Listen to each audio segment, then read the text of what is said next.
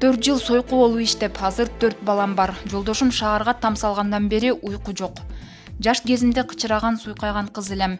Мектепти аяктаган соң чоң окуу жайга тапшырганы Бишкекке келгем.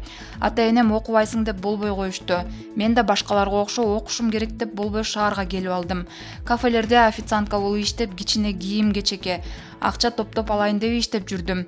Кафеге кычырап кийинген акчалары бар кыздар келишчү. Мен суктануу менен карап калчумун. Бир күнү жумушта кожоюнум мага тапшырып, сен карап турчу, биз бир жумуштар менен эртең келебиз. Кечинде өзүң жаап кете бер деди. Кеткенден кийин тиги кыздар дагы келишти. Алар жүр, биз менен отур десе, бат эле макул болуп отуруп калдым. Көрсө алар түнкү көпөлөктөр экен. Эмне кыласың бул жакта, жүр жыргап биз менен иште деп сунуш киргизишти. Көп ойлонуп макул болдум. Ошентип мен алардын арасына кошулуп иштеп баштадым.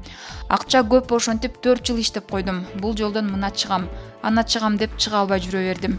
Ошондой күндөрдүн биринде айылга барып эс алып келүүнү туура көрдүм. Барганда эле коңшу айылга ала качып кетти. Жолдошум мурун үйлөнүп кетирген бала экен. Макул болуп отуруп калдым. Азыр Кудайга шүгүр 2 кыз, 2 уулум бар. Эми жолдошум Бишкектен там салып жатат. Ошол жакка барып жашайлы деп. Коркконум барып жашаса жашайлы. Кыздарым бой жетип деле калышты. Мурунку менин кардарларым жолдошума тааныш болуп калса кантем? Ошол жерден бул мурун мындай болчу деп ит кылбаса эле болду дейм да. Ушу борборго там салам дегенден баштап уйку жок. Азыркы жаш кыздарга айтар элем: эч качан оңой жумуш менен акча таап өзүңөрдүн тагдырыңарга балта чаппагыла. Суранам кыздар, бул эч ким билбейт дегени менен өзүңдү өзүң ичиңен мите курттай жеп бүтөт экенсиң.